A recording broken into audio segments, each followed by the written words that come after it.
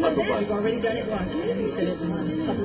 So the three of us. Call to order of a regular meeting of Goodyear City Council, 25 February 2008. I'd like to start with the Pledge of Allegiance and invocation led by Councilmember Souza.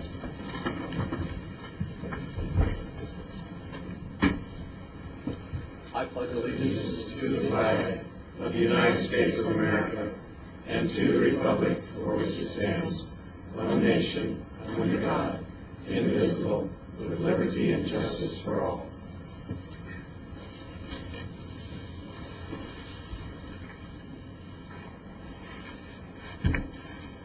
Heavenly Father, we ask that you guide this council in its deliberations this evening.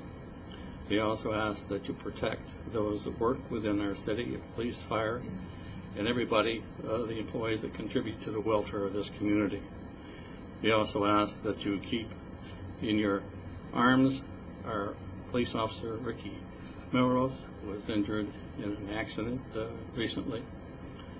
Take his recovery full in the coming months. And we ask that you protect our troops as they fight for democracy throughout the world. Protect them in their endeavor. We ask all this in your name. Amen. Amen. Amen. Thank you. All council members are in attendance. Upon adjournment of this regular meeting, we'll return to the work session, and we have two more items on our work session agenda to accomplish.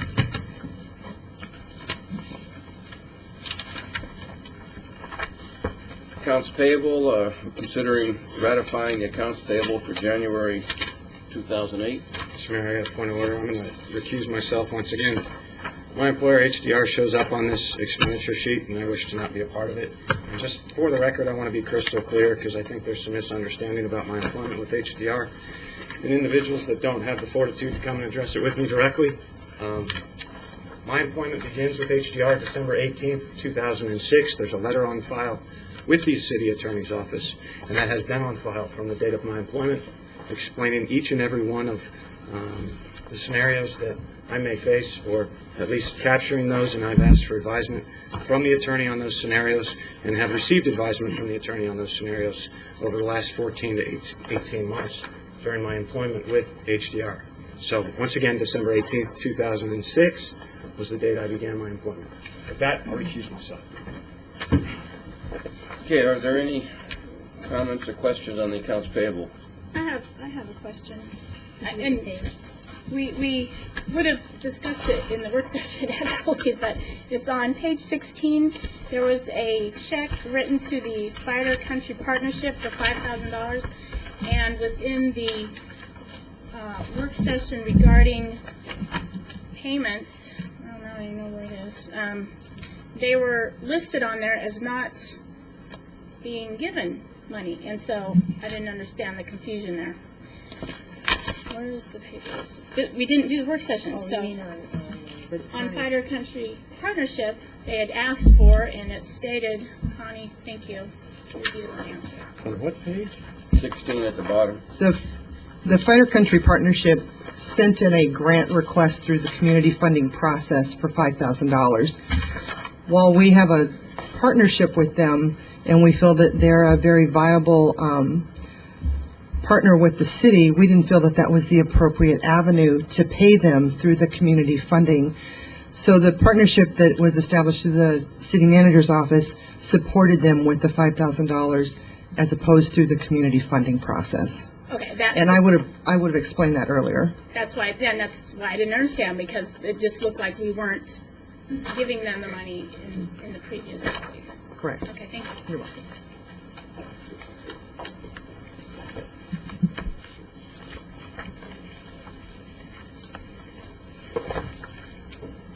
Comments or questions on the? Okay, motion to approve. So moved. I move that we approve. Okay, a motion from Councilmember Cavalier and a second from Councilmember Souza. Correct? Yep. All those in favor of the motion signify by stating aye. Aye. Opposed? Accounts payable are approved.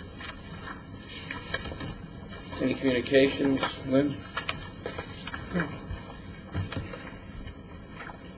Opportunity now for any citizen who would like to comment to the council on any non-agenda item? Mayor, I have one speaker card. Okay, Juan Ramirez. okay.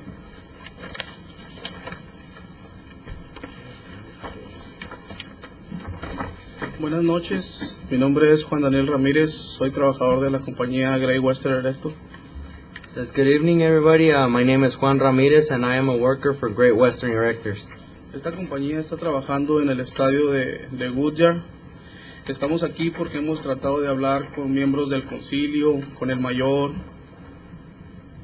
That this company is working with the stadium that is being built in the city of Goodyear, and we've been trying to meet with some of the members from the city council, as long as the mayor. Y no hemos podido juntarnos con ellos. Es por eso que estamos aquí, un grupo de personas afuera, y nosotros aquí tratando de buscar la manera de pasar nuestro mensaje, que esta es la única forma que tenemos. And we've been trying to meet, like I said before, and we haven't been able to, so that's why we're here today speaking, and a group of friends, our co-workers are outside, you know, with the banners and everything, because that's the only way that we can pass along our message.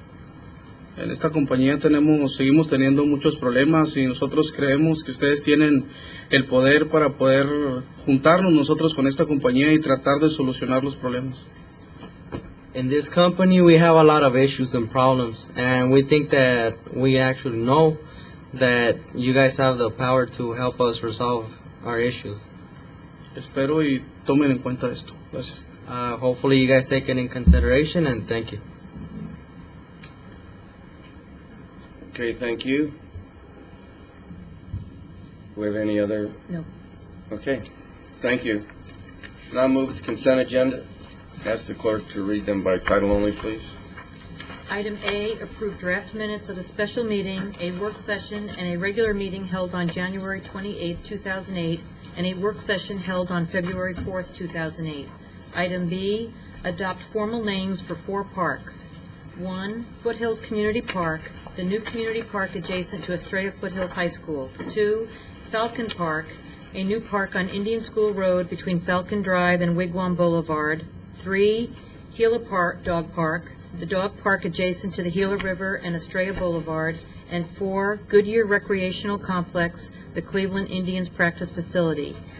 Item C, appoint Luke Schlosser to the Planning and Zoning Commission to fill the unexpired term of Gabriel Bay, whose term expires on January 31st, 2009, or until his successor is appointed and qualified. Item D, adopt ordinance 08-1106, amending Chapter 10 of the Goodyear City Code for the purpose of amending Section 10-1-1, definitions, 10-1-4G, rules, regulations, and sanitation fees, 10-1-4I, rules, regulations, and sanitation fees, 10-5-5A, billing, payment, additional fees, termination of services, and creation of lien, 10-1-5F, billing, payment, additional fees, termination of services, and creation of lien, and amending Section 10-1-6B, residential, and amending Section 10-1-7A, and amending Section 10-2, preparation of refuse for collection, providing for severability, and providing for an effective date. Item E, adopt ordinance 08-1101, amending Chapter 14 of the Goodyear City Code for the purpose of amending Section 14-2-1, application for water service, amending Section 14-3-1, deposit required, amending Section 14-7-11, connections for fire prevention systems, amending 14-13-1, definitions, amending 14-13-2, termination of potable water service, amending 14-13-3, installation and responsibilities for approved backflow prevention assemblies, amending 14-13-5, assembly installation, providing for severability, and providing for an effective date. Item F, approve a request from Bernard Charent, representing Le Ardois LLC, for a Series 12 liquor license, number 12077-485, for Bistro Bernard, located at 14970 West Indian School Road, Suite B 200. Item G, approve a request from Kevin Kelly, representing GMRI, Inc., for a Series 12 liquor license, 12077-476, for the Olive Garden Italian Restaurant located at 15411 West McDowell Road. Item H, approve the final plat for the Goodyear Business Center at Palm Valley Crossing, commercial condominiums on approximately 4.5 acres, generally located at the northwest corner of Auto Drive and 137th Avenue, within Phase 1 of the Palm Valley Planned Area Development, subject to stipulations. Item I, approve the final plat of El Cedro Phase 1, Parcel 1D, subdividing 46.28 acres into 169 single-family lots, generally located west of Cotton Lane and south of Lower Buckeye Road within the El Cedro Planned Area Development, subject to stipulations. Item J, approve the final plat of El Cedro Phase 2, Parcel 1A, subdividing 42.48 acres into 161 single-family lots, generally located west of Cotton Lane and south of Lower Buckeye Road within the El Cedro Planned Area Development, subject to stipulations.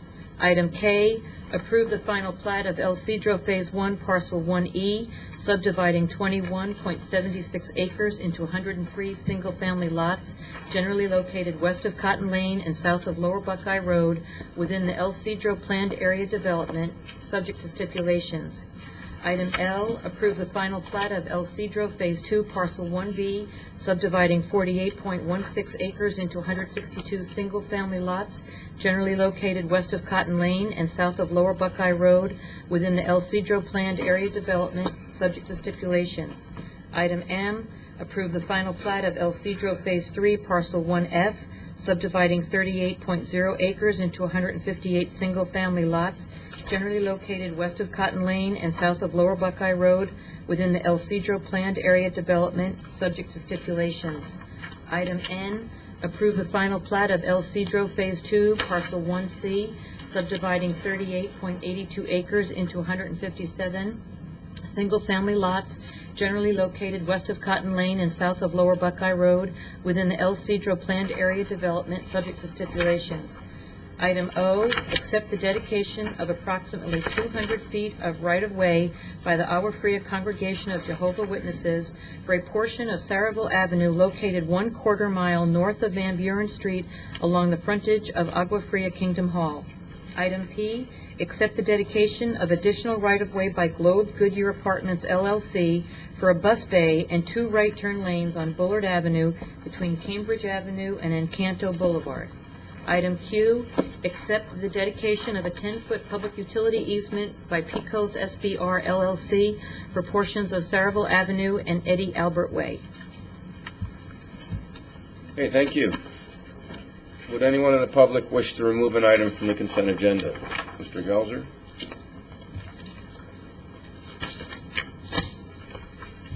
Mr. Mayor, members of the council, Gary Gelser. I would like to have item B, the formal names for the Goodyear Parks, removed from the consent agenda. My concern is the park, Foothills Park and Falcon Park are very acceptable names. The Gila Dog Park and the Goodyear Recreational Complex leaves something to be desired, and I am underwhelmed with it, and I would like that sent back to the committee for further study and a better name with more sizzle and pizzazz. Thank you. Thank you. Would anyone else in the public wish to remove an item? Would anyone on council wish to remove an item from the consent agenda? Okay, we have a request to remove B, and the suggestion also, I believe, is that we postpone deliberation on that at this time and send it back for review. Can we do that? Yes, that would be fine. Okay. Do I need to do anything? I did motion to continue that item to a future date. Okay, let's start with that one then. Okay. Mr. Mayor, move that we continue item 7B. Did you say to a specific date, Rob? Future date. To a future date. Second. Although, excuse me, it was just 3 and 4 he was questioning, not the other 2, right? I know, but You're you have to take the whole You're gonna do item. the whole thing? Okay. Okay, I have a motion from Vice Mayor Antoniak and a second, I think it was Councilmember Cavalier. All those in favor of that motion signify by stating aye. Aye. Opposed? Okay, could I have a motion then, Mr. Mayor, I move that we approve the consent agenda as read by the clerk, excluding item B. 70. I have a motion from Vice Mayor Antoniak and a second from Councilmember Holland. Could I have a roll call vote, please? Councilmember Sousa. Aye. Councilmember Cavalier. Aye. Councilmember Lord. Aye. Councilmember Holland. Aye. Councilmember Osborne. Aye. Vice Mayor Antoniak. Aye. Mayor Kavanaugh. Aye. Passes 7-0. Okay, thank you. We'll now move to the business part of our agenda. We only have 2 items on the agenda this evening. First is a cooperative agreement with Maricopa County CDBG. And Matt Hanson will present.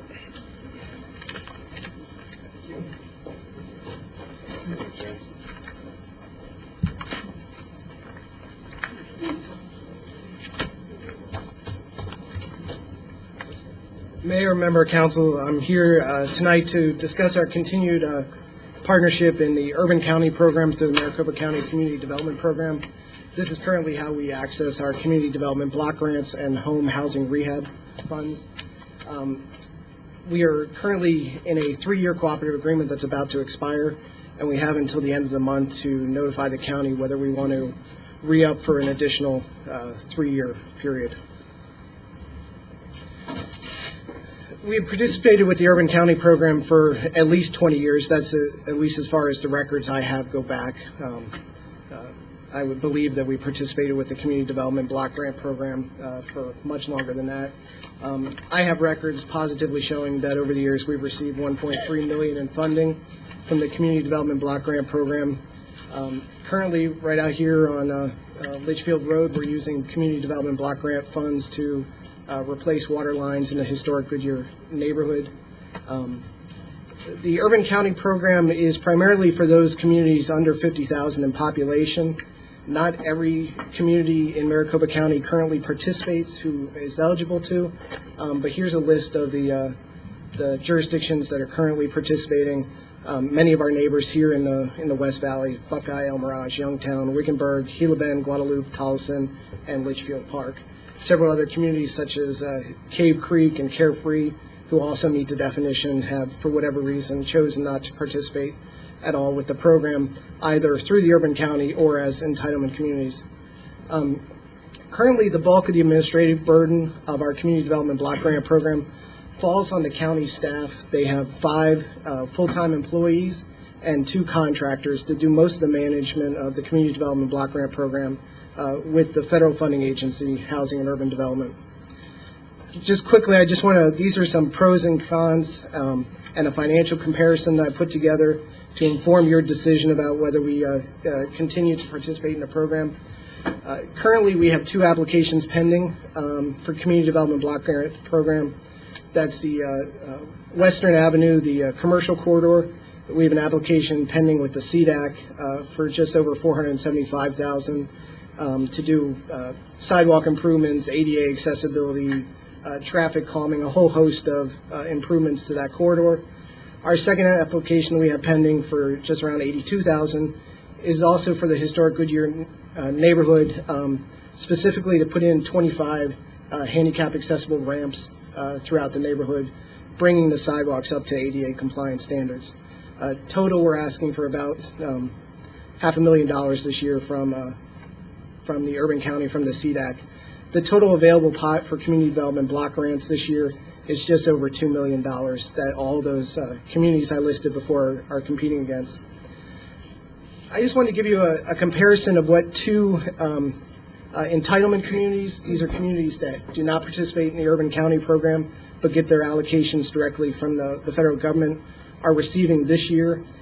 This is money, it's a formula allocation. They don't have to apply competitively for this. They basically send in a form, and the feds, send them these allocations.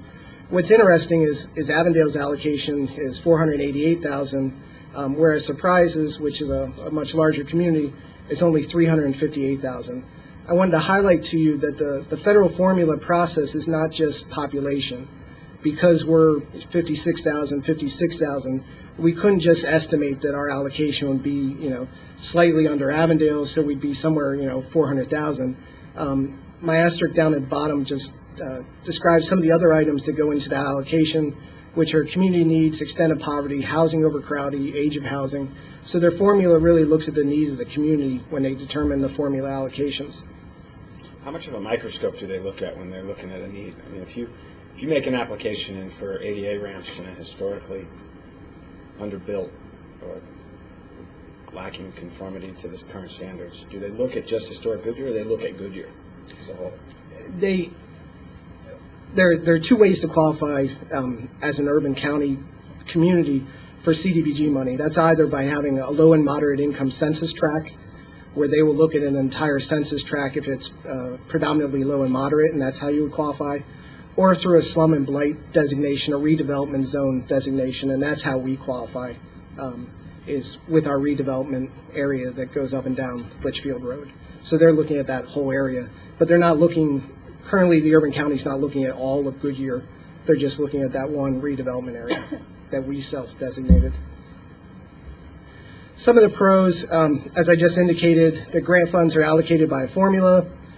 We don't have to compete for the money. Currently, as an urban county program, we cannot use any of the grant funds we receive for administrative purposes. That's the purpose of the county staff, the 5 employees. That's where the administration happens. If we were an entitlement community, we'd be able to take 10% off the top of any grant for admin purposes. The CDAC currently has a policy that they only want to fund bricks and mortar projects.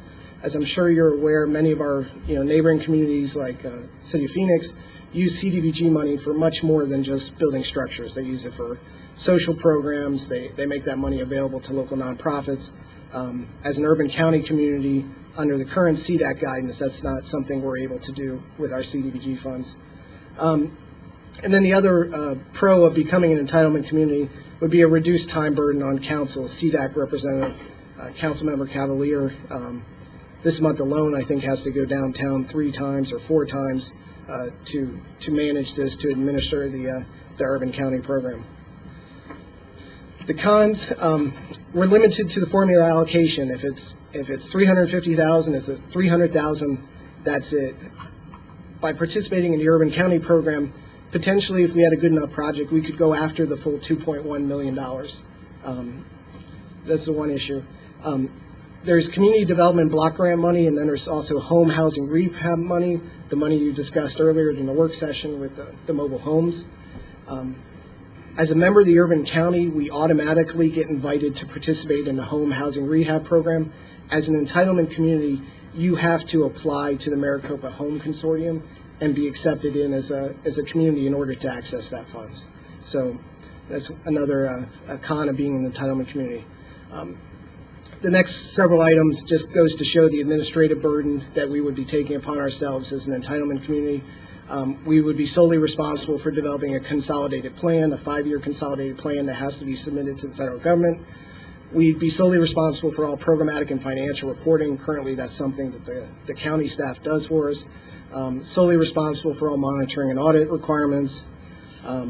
Public participation, a lot of these items the county staff takes care of for us. So basically, we'd be losing the benefit of those 5 employees and those 2 contractors that work out of the Community Development Office. The other issue, and I have no belief that this would ever happen, but I just wanted to put all the facts out on the table. As a direct recipient of federal funds, if for whatever reason we mismanage those funds, you could potentially be put on a disbarment list that would make you ineligible for all federal money, not just CDBG money, but CMAQ, transportation dollars. As a subrecipient of CDBG money, as we are now with the county, if we got ourselves in trouble, basically we would only be excluded from getting money from the county. It wouldn't affect our other federal pots of money. But that would never happen. But that, I solemnly swear that will never happen. At least as long as I'm here. If the direction is to become an entitlement community and not participate with the urban county, these are just a couple implementation issues that would have to be dealt with. We would have to pay for ASU or another organization to validate our population numbers. We couldn't just hand over the community development offices estimates that we get each month, we would actually have to have somebody go out and validate those numbers for us. Not quite to the extent of a special census like we went through a couple years ago, but they would have to do some random sampling and come up with some valid numbers. My belief, looking at other communities, specifically Avondale, we would probably have to hire at least one new staff person to manage the community development block grant and the housing rehab programs. Over the years, we've used consultants, we've used the county staff. If all those burdens were going to be on the shoulders of the city, that would be a full-time job for somebody. We would need to develop program-specific policies and procedures. Right now, we basically just use everything that the county gives us. We would have to sit down and develop all those for ourselves. And other issues to resolve among many. These are all federal requirements that kind of sort of pass through from the county to us, but as a direct recipient, they would absolutely pass through to us. And as grievance procedures for ADA, citywide posting of EEO and fair housing information, and a grievance resolution process for procurement disputes. My staff recommendation to you this evening is to approve entering into a cooperative agreement with the Maricopa County Community Development Department to participate in the Maricopa County CDBG program for an additional 3 years. This is based on the items I just discussed with you, plus also the training and technical assistance promised to us by the county to help position us over the next 3 years to be well situated to be an entitlement community at the end of this next 3-year period. Thank you. Okay, thank you. Any comments from the public? Okay. Could I have a motion, please? So moved. Second. Motion from, Did you have to- We take Matt's staff recommendation. okay. Right. I'll second that. Okay, I have a motion from Councilmember Cavalier and a second from Councilmember Holland. It's open for discussion. Councilmember Souza. Matt, at the end of the 3-year period that you're proposing right now, we're going to be in the same position as Avondale and Surprise and other cities of our size, right? That we'd have to form a separate department for these types of funds. It wouldn't necessarily have to be a separate department. Avondale has added one staff position. They've added Well, that's what I meant. right. They've added a housing specialist. But my recommendation to you, when and if you become an entitlement community, is that you have somebody fully dedicated to housing issues, who's also responsible for managing the CDBG and home housing rehab programs. With the 500,000 plus that we're requesting, we're not assured that we're going to get a major portion of that because we're bidding against other cities who would have also grant requests in. Absolutely. There's no guarantees, and this issue has actually been known to the city for quite a while, and we've actually been holding off to try and see where these applications would go through the process so we'd be able to tell you. There is one community alone who's requesting half of the $2.1 million this year. And so if that decision had been made public by now, I would have brought that issue to you as well to see how our competitive chances were. But yeah, there's no guarantees as long as we're competing for money that we'll get an allocation. Thank you very much. Thank you, Mr. Mayor. Councilmember Cavalier. Yeah, first I want to say thank you for the presentation. Very nice presentation, Matt. And I also want to let the council know that the presentation that Mr. Hanson made at the CDAC last week with his applications that for those 2 items on the agenda that we will be working on Wednesday night, discussing Wednesday night at CDAC, he probably did the best job of anyone there. It was just very fine and very professional, and I think that alone will help move enough people to see that this is a more legitimate, both these projects are more legitimate projects than most of what I've seen come before the committee. So I have high hopes that this will work its way through. And I agree. I think this is something we need to look at. But for now, to stick in that groove for 3 more years, I think that's where we need to be. Thank you. Okay. Let me just read the motion real quick here. Council approval of entering into a cooperative agreement with Maricopa County Community Development Department to participate in the Maricopa County CDBG program for the federal fiscal years 2009 to 2011. All those in favor of the motion signify by stating aye.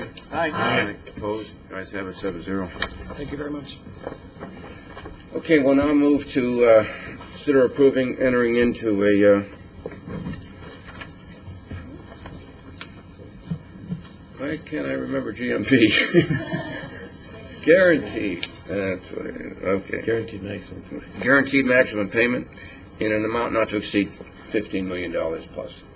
Okay, Regis.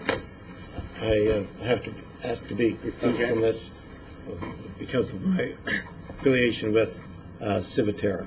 Thank you. Okay, thank you. Regis, you're up. Mayor, members of council, thank you very much for this opportunity to bring this to you this evening. As you identified, we're here tonight to give you an update on the project and also to bring the final GMP, guaranteed maximum price, of that dollar amount to you for consideration.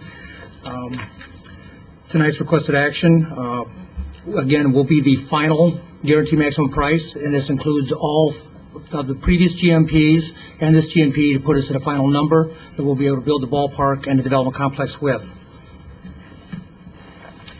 A brief overview of the presentation will be, I'll give you a basic overview and refresh your memories on where we're at.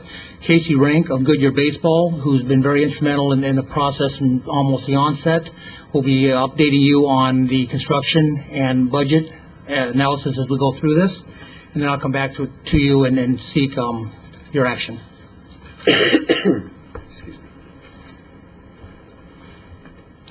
Slide before you now is just to refresh your memories on the location of the ballpark and the development complex. It is just south of Yuma, just east of Estrella Parkway, and it is divided the ballpark to the north of Goodyear, of Lower Buckeye Parkway, and the development complex to the south. The city will own and operate the ballpark and the development complex. The ballpark is approximately 10,000 seats, with a big portion of that being berm seating in the outfield. There are 3,000 parking spaces adjacent to the ballpark. The Cleveland Indians clubhouse is 42,000 plus square feet, and there are 6 practice fields, an agility field, and 2 half fields. At this time, I'll turn it over to Casey Rank to give you an update. Hi, Mr. Mayor, council members. Great to see you again. Yeah, welcome. So the ballpark site plan, which we have 4 main entrances into the ballpark, and as Regis mentioned, it's seating for 10,000, 8,000 fixed, about 1,400 on the outfield berm, which is a grass berm, and then we have a party deck in the right field that's going to seat 600, and we also have an additional deck up on above the suites, of which we have 6 suites, which will seat another 100 to 150 people. Building mass elevations. This is to give you an artistic rendering of what our design team has put together.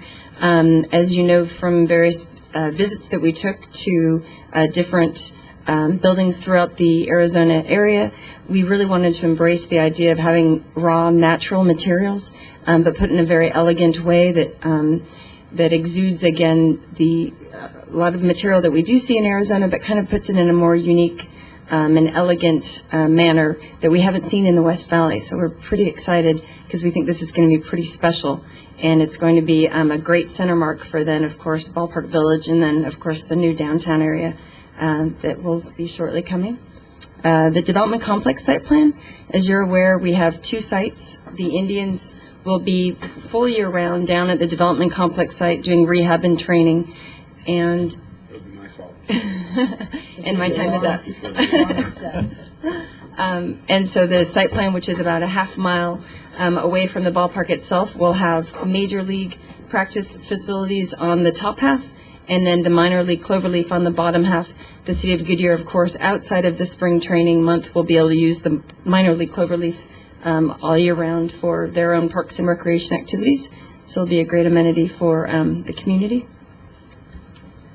Moving on to the clubhouse, the Indians have a 42,000 square foot clubhouse. It's a little larger than what would typically be seen in the Cactus League, and the Indians are paying for that premium. It has similar raw material architecture with core tin and metal panel, concrete, some CMU block, and you'll see on the top elevation that it has a great signature entry tower with a window slot that you see in the blue, and then the Indians' glowing eyes just to the right of it. And as the Indians like to say, for all of their guests to Goodyear, you just take a left at the eye, and that's the front door to their new clubhouse. And within the clubhouse, again, is going to be all year round rehab and training facilities for their players that are injured or that are coming up through the system. The second floor mass is then offices for their front office coming from Cleveland when they're out here for spring training, and they have some great views of the major league fields from that second level that you can see. Construction update. It's going really well out there. As you guys know, you've had quite a bit of rain, but the team has done a great job of moving around and staying active on the site, so we have not had any delays to our schedule due to any of the foul weather. What you're seeing right now are the two major league practice fields on site, so as you can see, they're really coming along. In fact, they're importing sand at the end of this week, so it's moving along very rapidly and on schedule. The lower picture is actually a view through, if you can imagine, the weight room of the development complex, looking back at that same slot window that I pointed out to you in that slide before. So you can see the slot in that concrete mass, which is the stair tower at the main entrance to the Indians clubhouse. And we'll be finishing up the second, the very last pour for that main stair tower at the end of this week. And then we'll be doing the final slab pour for the clubhouse next week. So after that, you start moving vertically with steel, and we're anticipating being able to talk about a topping out party sometime, hopefully within the next 4 to 6 weeks. So it's moving along really well. Over at the ballpark, this is a view looking south of the ballpark itself on the left side, and the right field corner is on the right-hand side of the bottom one. You can see the blue porta potty in the middle, and then to the left of that is the tunnel where the players will access the ballpark itself when they'll come in on their shuttles from the development complex, and then be able to go directly into their clubhouse below the actual concourse level of the ballpark. Construction of the ballpark is going really well as well. We're about 70% complete with the outfield wall going around. We're also about 70% complete with the footings, which is the foundation for the ballpark. And starting next month, we're actually going to be with that outfield wall, you can then backfill with dirt, and then once you backfill from dirt, you can finalize the grade of your seating bowl. So we'll be excited within about 4 to 6 weeks that they'll start pouring that seating bowl where all the seats will then eventually be set. So it's really, you're going to, when you go out there now, it's neat because it's our own little mini Grand Canyon, but, 4 to 6 weeks, you'll really see that it's a seating bowl for a pretty fantastic ballpark. So that's going along really well. Why we're here today, we're talking about the GMP5. Again, as Regis stated, it's our very last package that you buy out the trades from the contractor for in order to be complete in all of the subcontracting that you have to do in order to build it. And when we last met with you, Eric and I did, along with Brian and Regis individually, and we talked about how some of the pricing that came in for the ballpark was higher than we had initially anticipated a year and a half ago. And a lot of that was due to not being able to really anticipate the fact that we had two separate facilities, and therefore when you have a joint facility, of course, the team would have one locker room and one batting, tunnel area, one rehab area, training area, et cetera. Because we're half a mile away, understandably, the team wants to be able to have a locker room and changing area and showering facilities and a batting area at the ballpark itself. But then when they're training down at their site, they need these same facilities down there. So there was some duplication in facilities that understandably are required, but weren't necessarily were not anticipated when we originally did our pricing at the beginning of this project to figure out what the original budget should be. So we spoke with you individually about this value engineering effort that we were going to take on, and the success of that effort is what we're bringing forward to you today. We were able to reduce the price of GMP5 by about $1.5 million due to taking some cost savings. And we were also able to reduce the cost of a previous GMP that you had already approved on dirt and utilities by a little over $1 million. So we're very excited because we know we couldn't come to you with a proposal on something that was over the funds available. We were able to bring that down and now have a nice cushion of what we call an owner contingency, so that if anything happens in the field that could not have been anticipated, we're certainly not going to have to come back to ask for you to give us an increase to the budget, because we're now going to be well within that. Some of the value engineering items that we had talked to you about, we know that you wanted to specifically hear about, because if it was going to affect the fan experience or architecture, that was a big deal. And we promised you that we would look at that and keep that in mind, and then come back to you with what those specific items are. So with the GMP that we're asking for your approval of today, we were able to take out some really great savings by, instead of laying sod for our parking lots, we were able to sprig them, which means basically laying seed for the parking lots. They'll grow in time, and we have 1,000 parking stalls that the SDA reimburses us, 50% for. So that was great savings, about $500,000, knowing that we can get that seed laid in time so that we'll still have grass for opening day on these parking lots. We're able to do the same thing for the cloverleaf fields, a value engineering item that isn't in this package, but it is in one of the ones we've accepted to bring the price down, and sprig the cloverleaf fields. So again, because we're going to have the 3 months that you need for the grass to grow in, we'll be able to lay seed down instead of putting down the far more expensive sod on opening day. So that was, or prior to opening day. So those were two really great gets that we were able to have.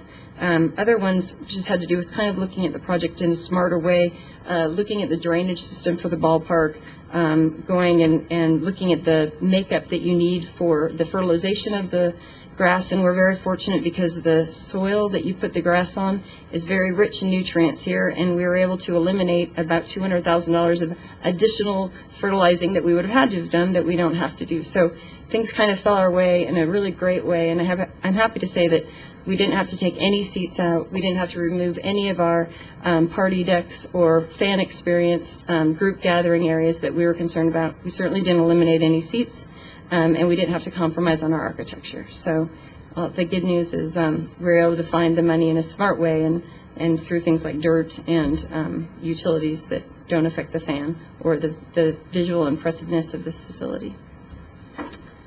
So the original budget was, or the original construction estimate for all of the GMPs combined was $49 million.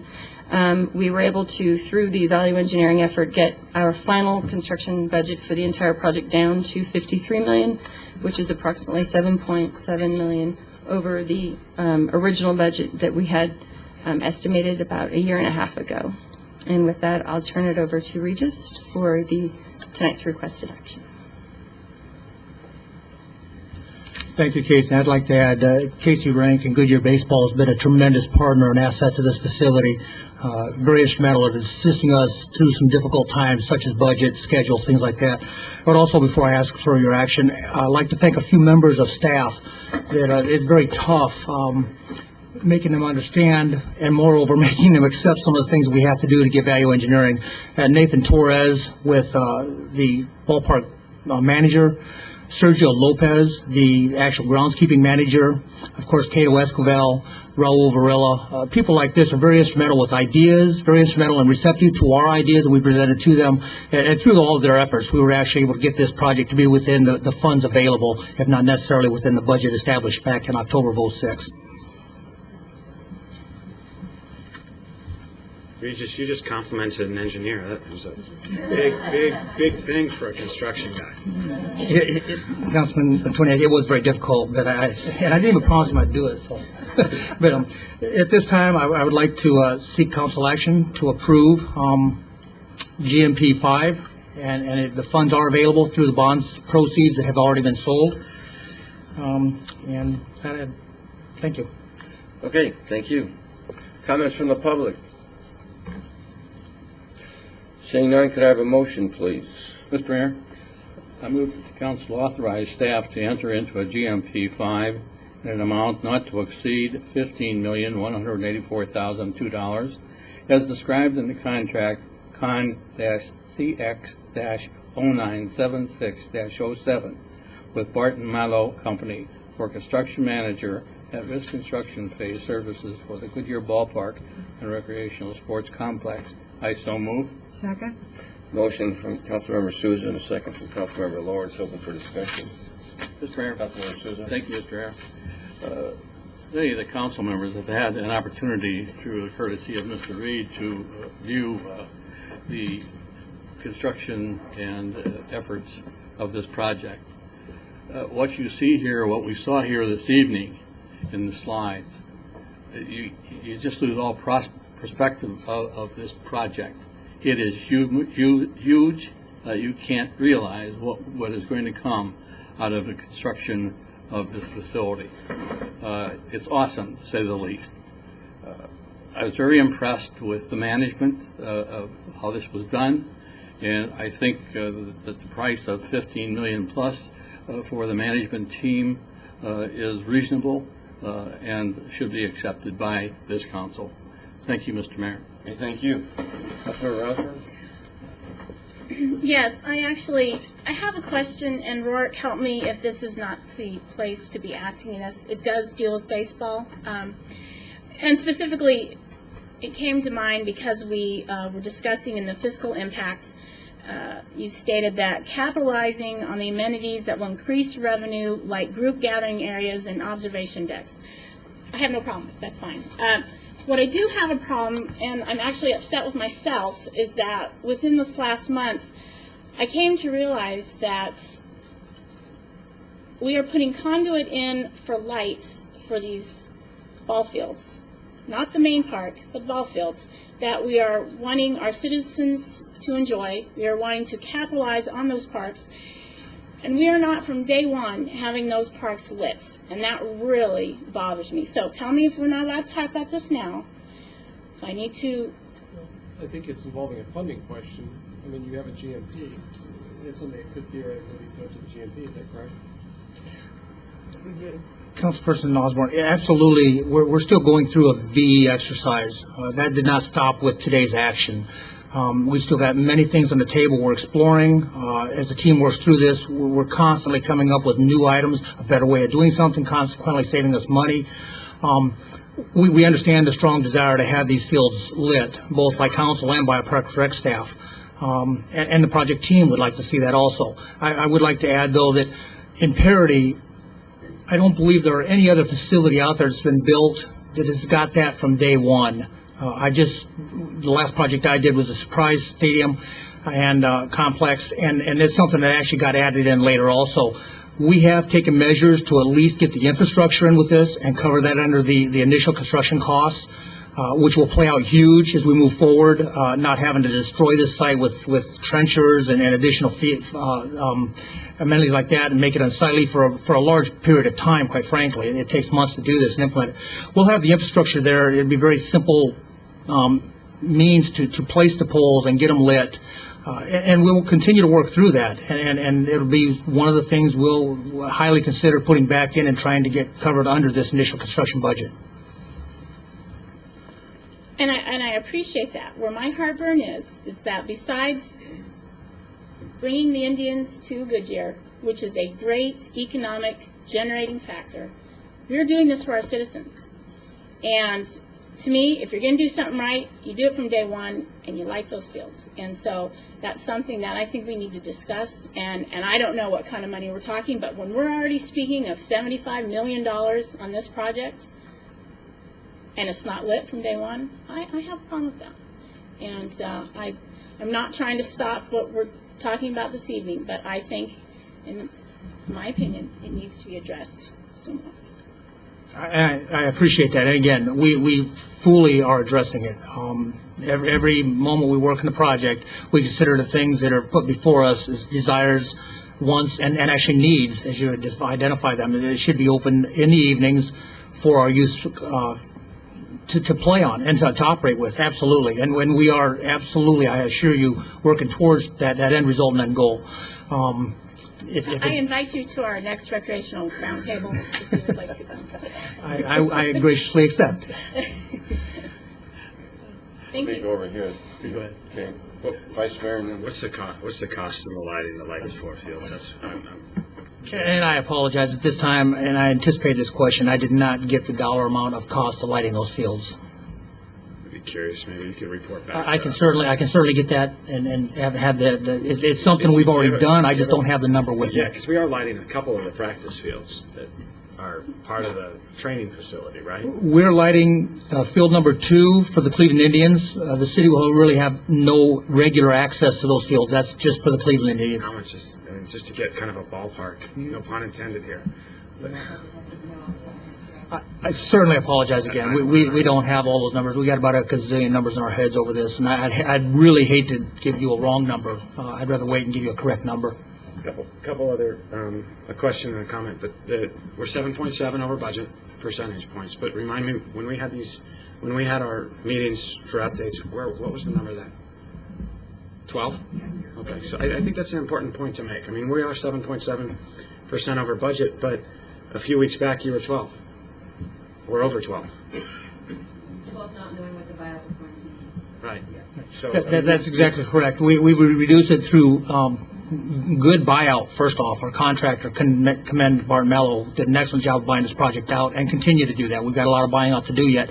I'm sure we're going to realize additional savings through the efforts of the value engineering. As I had mentioned, staff, it was a long, hard process. We've got it down to 7.7, and we're hoping to bring it in lower than that. However, we got to keep, there's a lot of things we want to try and put back into this project, so I'm hoping that as long as we stay within funds available, that we can move forward along those lines. You know, and my comment is, you took a few of us out there this weekend, and I'm sure you've taken some of our colleagues out there at other times. And one, appreciate the tour. You've done a great job, but it is impressive to get out there and see it and stand within. I mean, it's one thing for us to look at a picture, but to go and stand in the middle of the fields and look around and get a very close-up perspective is just phenomenal to see the infrastructure we are putting out. Thank you very much. Glad to have the opportunity to do that, and that's why staff pushed so hard, because seeing it in person is a little different than seeing it on a piece of paper. And I will say, I mean, I would very much like to hear the cost of the light. I think that is an important bridge for us to cross. Councilmember Souza? Thank you, Mr. Chairman. Yeah, I believe it's important that we consider lights here because of the events, that we're going to be able to conduct in this park. And most of them would be at night. So it's important that you give consideration to implementing that request on the part of Councilman Osborne and myself as president. So thank you. Councilmember Lord? I agree about the lights, but I think we put back in some things that are structural. And in order to do that, you have to do it while you're building the stadium. You can't add it later, and if you do add it later, it's going to cost double what it did to put it back in again. So I think the observation deck, reinforcement of the roof, and all those things. And so in construction, it's important to put those events in when you're building the building. And I guess it's up to us to figure out how we can pay for those lights, or up to you to figure that out. Well, unless they can come up with some more cost-saving factors, so. You may wave the magic. It's an ongoing process. I'm sorry, I didn't really actually give a nicety that, it was beautiful. I really appreciate, I came in there with the meanness, but, it was great. I really do appreciate it. Thank you. It's going to be awesome. Thank you. Okay, thank you. Just a question on the sprigging. When will is that, the cloverleaf field means what? Is that the 4 fields? So all those will be sprigged? And so will the parking lot. When are you going to plant the sprigs? The sprigging needs to occur when the temperature is correct and then able to grow the Bermuda TIF 419 grass that we're growing. And that's basically the ambient degree needs to stay about 70 Part of the degrees. sprigging is that you like that consistency, the consistent bedding. So sorry, just to clarify, can start as early as they're targeting end of March, but given the 3 months that it takes to grow in, we actually have until the end of May, so between the end of March and end of May to make sure that they all get sprigged. So that's the time frame. Worst case, it'll be end of May, could start end of March. Then you'll overseed in, October? Something like that? I don't think they're actually going to oversee the properties versus the main ones. They already have this. We will be overseeing all of the fields. Yeah. Yeah, that's Yeah. that's more an operational thing in Parks and Rec. We've had great length discussions, and to be able to utilize those fields for youth all year round, they'll be overseeing those also. And as far as your concern, it's a valid concern, Mayor, the density for Spraguing is very important, and Sergio Lopez, our maintenance groundskeeping manager, has weighed in heavily on that, and actually up the standard a little bit from what our recommendation was from our sod people. So we're pretty confident we're going to be real good with the grass density that we need there. Okay. All right. The last comment is that I think we should never stop emphasizing this is the people's park. It's funded by the people for the people, and it's not an expensive park, but it's going to be used by our people and people throughout the entire valley on these, looks like 8 practice fields if we get the Reds. And then we can also have agreements on using the other 2 parks on occasion. And of course, we have the stadium. So it is a great amenity, and it's owned by the people for the people in the city of Green. Like Abraham Lincoln. By the people for the people. Okay. Any further discussion? Okay, could I have a vote, please? All those in favor of the motion signify by stating aye. Aye. Opposed? The ayes have it, 6-0. Okay, any report on current events by our council? So Frank gets that.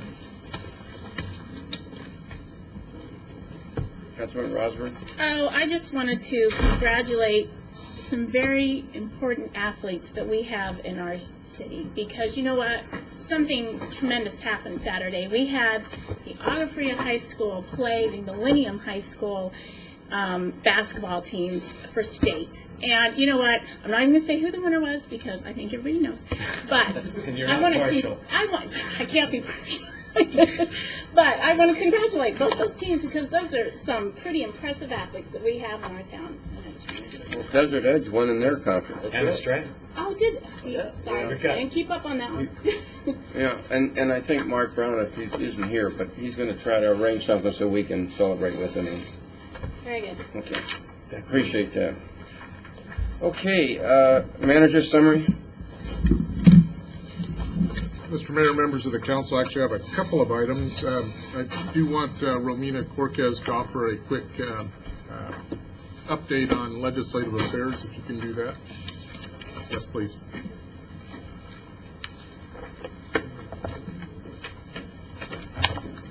Hello. Let's see if I can put this up here so it'll come up. Put it on. I know how to do it. Oh, won't Flip it around the other way. I'll give you copies. I have copies.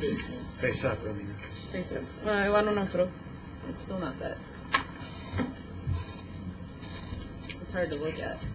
Here, I'll just give you guys copies so you can follow along. Yeah, because I can't read that. It's hard to read. It's just too tough for me. Ooh, Harvey. This is small printing. There, is that Okay, that's good. I think we need to know Romina. We need larger print than this. Okay. First, let me give you guys an update on what's going on with the budget. This past week, the House and the Senate Appropriations Committees passed the first round of what their budget bills are, kind of throughout, see what would stick. And the good thing is it's on the 08 budget, and there's nothing that addresses the HERF, so the HERF is not touched in the 08 budget, and then our state shared revenues are not touched in the 08 budget. So that's good news for the 08 budget. These bills do take, however, $600 million out of the rainy day fund, and then it does not have school bonding in there to pay for construction of schools. And the governor's budget, of course, wants school bonding, and she takes less out of the rainy day fund. So if the legislature decides to take $600 million out of the rainy day fund to pay for this year, they're only left with $70 million to address next year's, which is 09 budget, and there's over a 1.3, maybe even $1.5 billion deficit for next year. So that's a bit, there's a lot of compromise to go there, but at least they have something that has been dropped, and they're working through that. But we are safe so far on the 08 when it comes to the HERF funds as well as the state shared revenue. And then I'm going to go through the bills that I just gave you guys, and then I'll try to follow. Oh, you can take it off. Okay. So I'll just go through from the top and just give you a quick list. This is the list that we currently are tracking. I'm adding to this literally sometimes on a daily basis. These are the really important bills that are important to us as the city, and then all of the bills here and the positions that we've taken are worked with the league and the other cities, so we're not we're not off on any of the positions that we're taking with this. The first bill is House Bill 2066. It's a sign walkers bill. I'm sure you've seen it.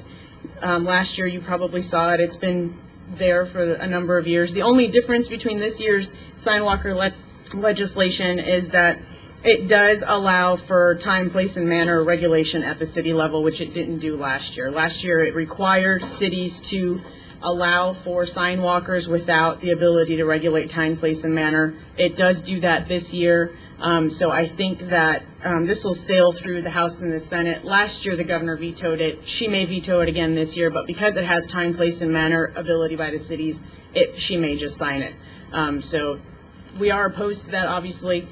This is a city regulation. We want to keep that at the city, but it's just one of those things I think we'll just have to deal with.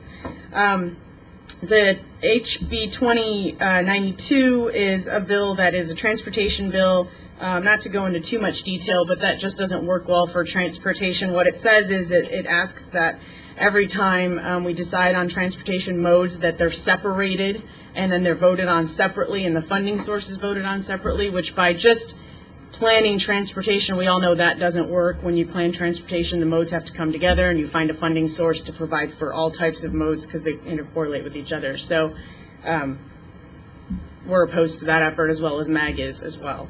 The 2585 is the general obligations bond, and I wish I could tell you what this says. This is Larry's bill.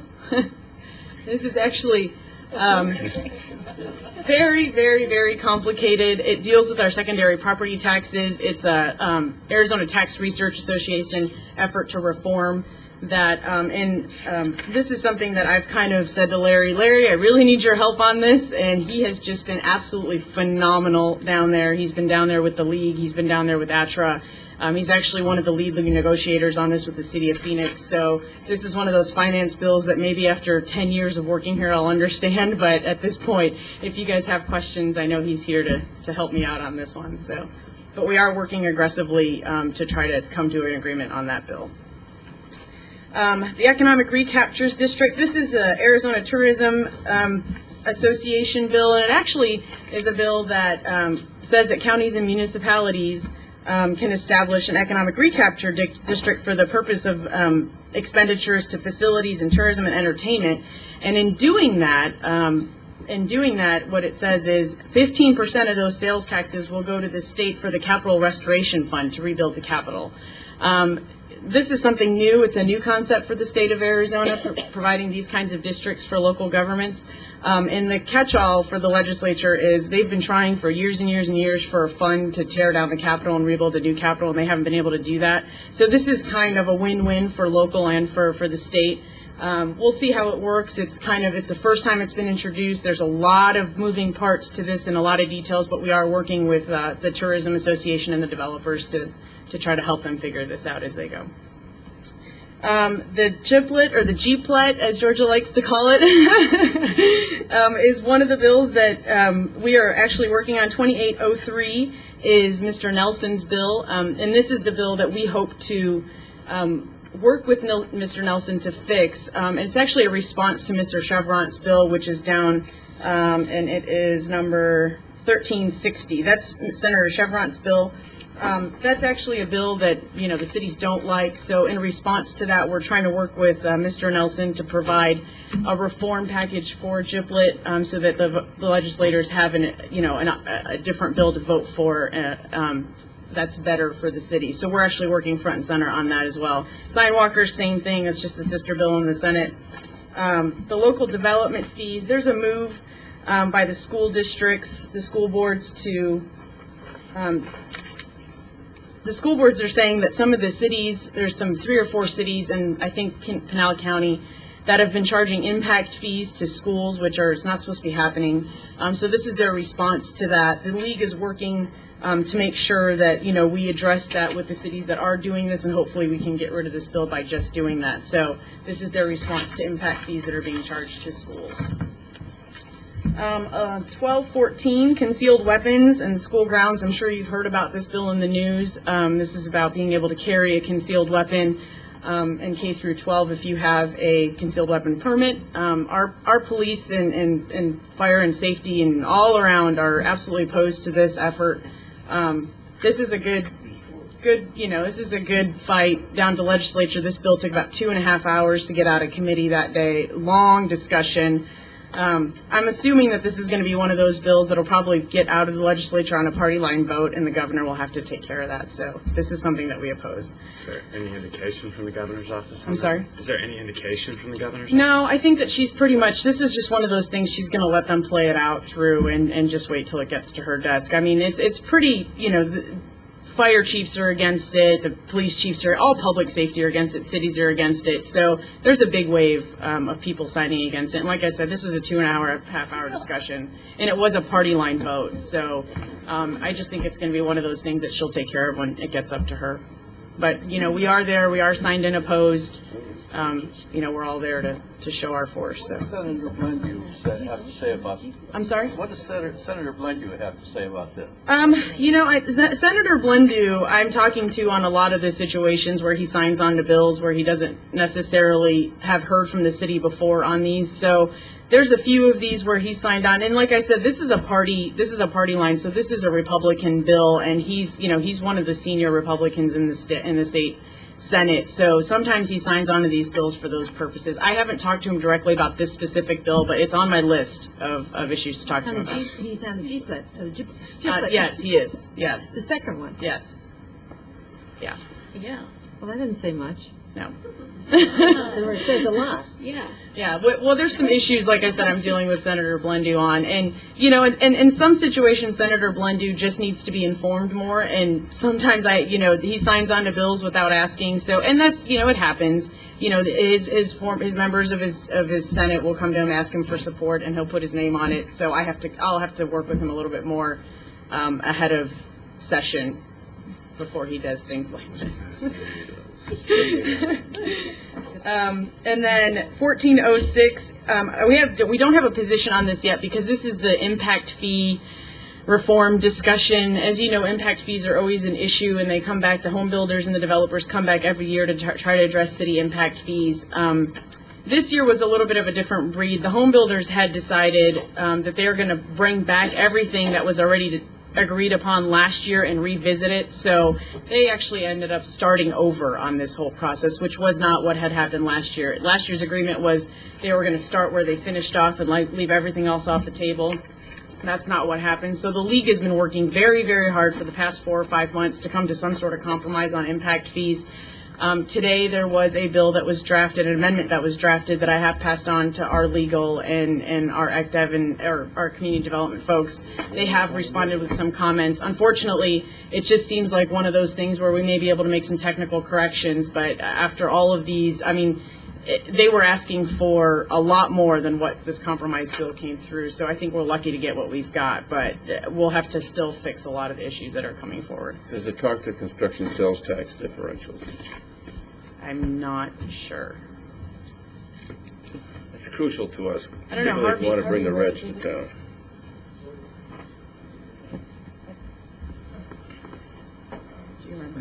Mayor, Council, I believe what it does is requires the city to estimate the amount of revenues that we're going to get from a particular development and offset that revenues against what we would charge through development fees.